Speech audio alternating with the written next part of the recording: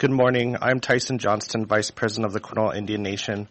I want to thank the subcommittee for holding this hearing to examine the critical funding needs of Indian country. The Quinault Reservation is located on the southwestern corner of Washington State and abuts the Pacific Ocean. The Quinault Nation is a self-governance tribe, fully implements self-regulation as a co-manager of our treaty fisheries, and maintains an economy that relies heavily on natural resources. My testimony today focuses on three issues: funding for tribes to address the many negative impacts of climate change on their reservation, increased funding for the Housing Improvement Program, and the need for additional road access to our village. Through treaties, executive orders, and other agreements, Indian tribes have ceded hundreds of millions of acres of our homelands to the federal government to help build this great nation. In return, the United States made promises to provide for the education, health, and welfare of the reservation residents. The lands and waters of the Quinault Reservation consist of 207,000 acres of forest lands, Pacific coastline, and adjudicated treaty rights in the Pacific Ocean. In recent years, the United States has continued to fall short of meeting its treaty obligations as appropriations cuts, sequestration, government shutdowns, and other factors impede the federal government's ability to meet its trust responsibility. As a result, the Quinault Nation subsidizes approximately $6 million annually the inadequate levels of funding that fall short of meeting the obligations set forth in our treaty.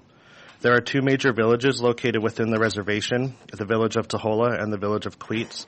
Our nation has had models prepared by the Washington DNR to show potential tsunami inundation of 40 to 50 feet in depth in most of our lower village of Taholah.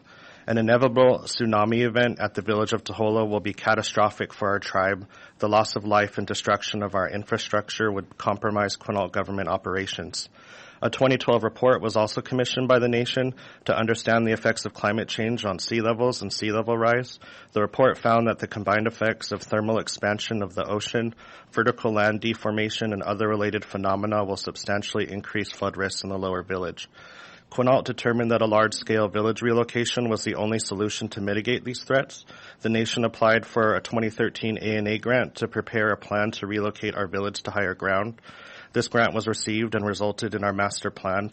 With completion and adoption of the master plan, the nation has a blueprint for redevelopment of the village.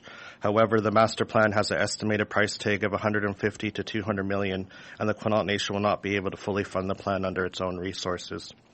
We will need assistance from our trustee to fully implement the master plan. We request the subcommittee to direct the BIA and EPA to prioritize funding for tribes who are dealing with reservation loss and displacement due to climate change. We also urge the subcommittee to include report language that mandates funding criteria that will allow for tribes like mine dealing with the negative impacts of climate change to address the needs outlined in my testimony. Another issue of importance is the continued funding of the Housing Improvement Program. HIP is a home improvement and home replacement program that assists some of our most vulnerable citizens.